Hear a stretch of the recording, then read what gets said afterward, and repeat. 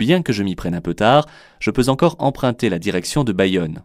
En effet, le panneau de direction m'annonce que la bifurcation se situe à 150 mètres et la signalisation au sol m'autorise encore le changement de fil.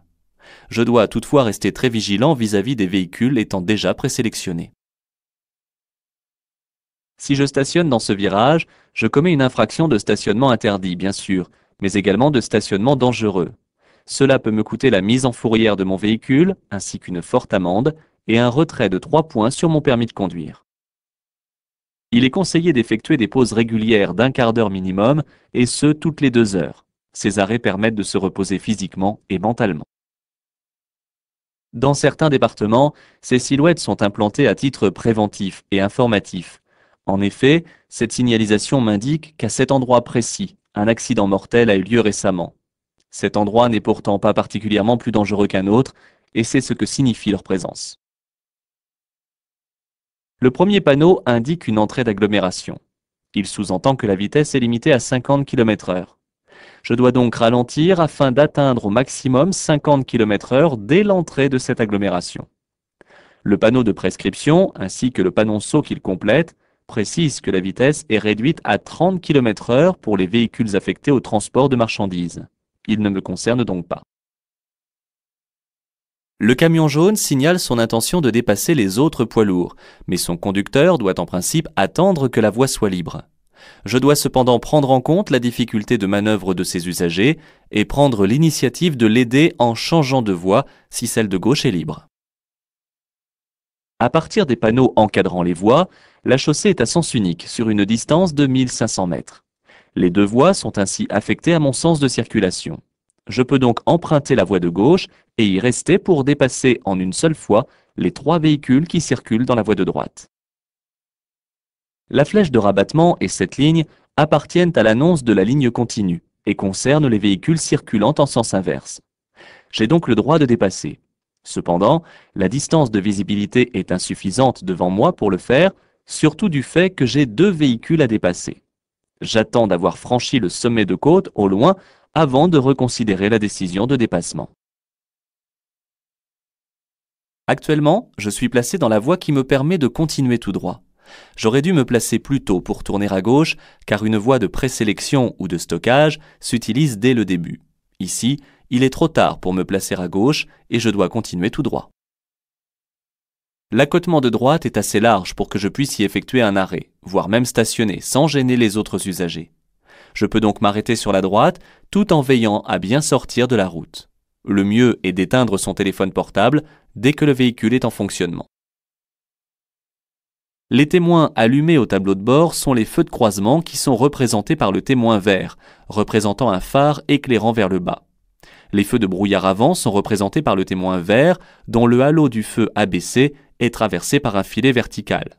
Les feux de brouillard arrière sont symbolisés par le témoin orange, dont le halo du feu horizontal est traversé par un filet vertical. Pour rappel, les feux de route seraient représentés par un témoin bleu, représentant un phare éclairant à l'horizontale. Titulaire du permis B, je suis autorisé à tracter une remorque, mais l'ensemble des poids total à charge de mon véhicule et de ma remorque ne doit pas dépasser 3,5 tonnes. Ce panneau de prescription interdit l'accès de cette route aux véhicules dont le poids total à charge est supérieur à 3,5 tonnes. Je peux donc continuer tout droit. Lors de mon installation au poste de conduite du véhicule, je dois respecter un ordre logique d'installation. Je règle tout d'abord le siège et le dossier afin de pouvoir utiliser le mieux possible les commandes et me sentir à l'aise. Ensuite, je règle les rétroviseurs afin d'avoir la meilleure vision possible vers l'arrière. En dernier lieu, je m'attache afin d'assurer ma sécurité. La signalisation m'indique que le dépassement est interdit pour cause de suppression temporaire de la voie de gauche à 400 mètres. Je me situe sur la voie de gauche et ma manœuvre de dépassement est largement commencée, ce qui m'autorise à la terminer sur les 400 mètres restants. Si j'avais été sur la voie de droite, je n'aurais pas pu commencer le dépassement. Ce véhicule débouchant de droite est arrêté à un stop. Je n'ai pas à céder le passage, mais je reste particulièrement vigilant car la luminosité fléchissante de la fin de journée ne me permet pas d'apercevoir le conducteur. Je garde le pied devant le frein. Je suis actuellement placé dans une voie de stockage qui me permet de tourner à gauche. Ici, je dois laisser la priorité aux véhicules venant d'en face, car je leur coupe la route. Le conducteur à gauche doit obligatoirement marquer l'arrêt au stop et céder le passage aux véhicules venant de sa droite et de sa gauche. Attention, car le soleil provoque un contre-jour qui empêche de bien voir en face. En circulant à 55 km/h au lieu de 30 km/h, je risque une perte de 2 points sur mon permis de conduire, ainsi qu'une amende de 4e classe. Si la vitesse a été abaissée par rapport à la réglementation générale, c'est qu'il y a une raison impérieuse, un endroit fréquenté par des enfants, une chaussée déformée ou tout autre danger. Le conducteur du véhicule gris cherche ici à s'insérer alors qu'il est relativement lancé, et il est probable qu'il me gêne dans ma progression. Je peux alors l'avertir de ma présence, ce qui le fera adapter sa vitesse pour me céder le passage, car il doit me céder le passage. Je peux aussi l'aider à s'insérer s'il est hésitant en changeant de voie puisque celle de gauche semble libre. Je me situe dans une intersection où le véhicule de droite s'arrête à un stop. C'est à lui de marquer l'arrêt et de me céder le passage. Le véhicule en face est arrêté dans une voie de stockage avant de tourner à sa gauche. Du fait qu'il me coupe la route, il doit lui aussi me laisser passer.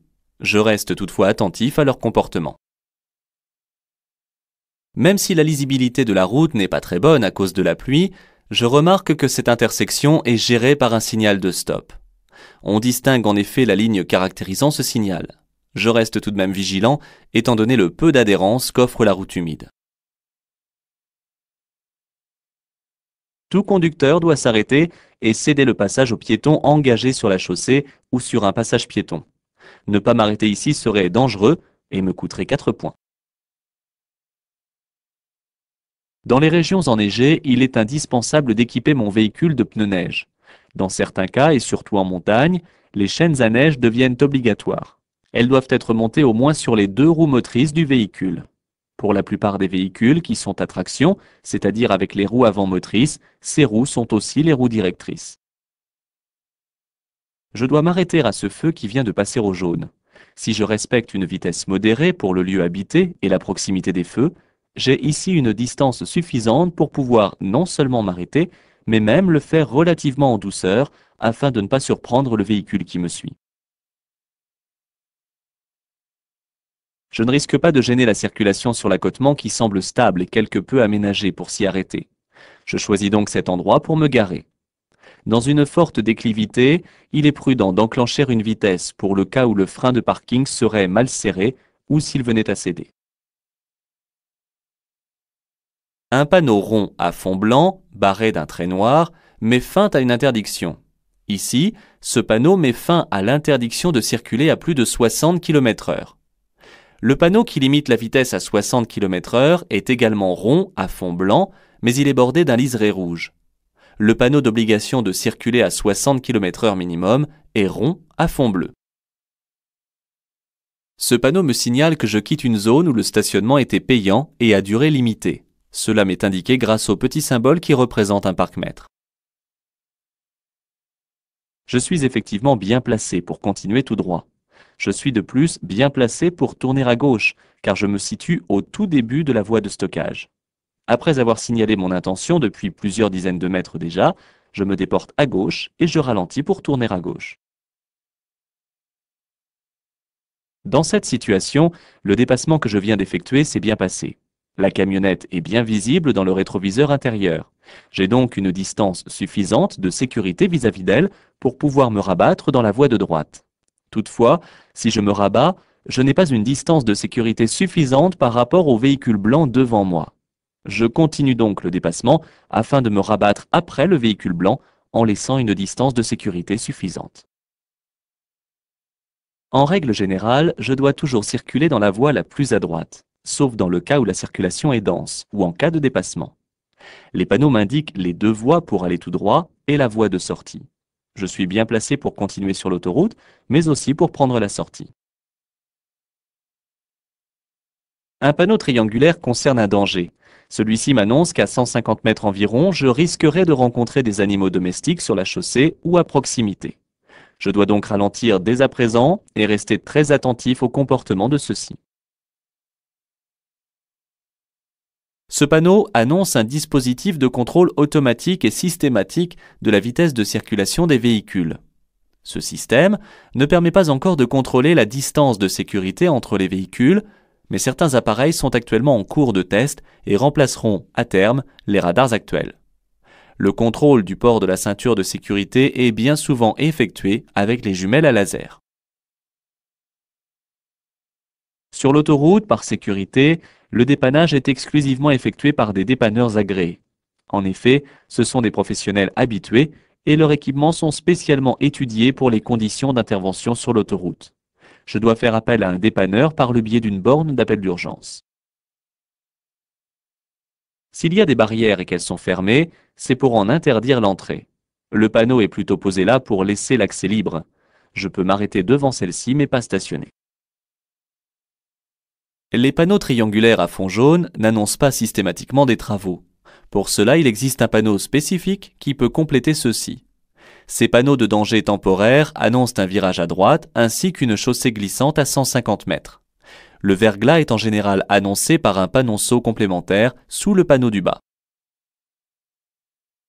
Le panneau qui est implanté ici représente un poids lourd en descente suivi d'une voiture. Ce panneau s'adresse en priorité aux conducteurs des véhicules légers qui risquent d'arriver trop vite sur les poids lourds qui sont obligés de rouler très lentement dans les descentes tout en utilisant leur ralentisseur. Je dois donc rester particulièrement vigilant sur la différence de vitesse entre ces véhicules et le mien. Lorsque je circule dans une direction qui comporte plusieurs flèches désignant le nombre des voies, je dois toujours circuler dans celle la plus à droite dans la direction choisie. Si je ne suis pas en cours de dépassement, je suis mal placé et je dois me rabattre dès que possible. Cette borne d'appel d'urgence est implantée de chaque côté de la chaussée, et ce tous les 2 km, ce qui limite l'exposition au danger à une marche d'1 km pour rejoindre l'une d'elles. Je vais être directement en relation avec la gendarmerie qui préviendra un dépanneur agréé ou qui déclenchera les secours. L'arrêt et le stationnement sont interdits sur les trottoirs. Ici, même si celui-ci n'est pas spécialement matérialisé, je n'ai pas le droit non plus de m'y arrêter. Je cherche à m'arrêter plus loin, là où je ne gêne personne. La visibilité est suffisante pour l'usager qui est déjà en train de dépasser le camion, mais pas pour moi. De plus, je ne peux pas estimer exactement le temps qu'il va mettre pour terminer sa manœuvre. Il est donc beaucoup trop délicat de commencer maintenant un dépassement. J'attends que ce véhicule est terminé avant de penser à dépasser à mon tour.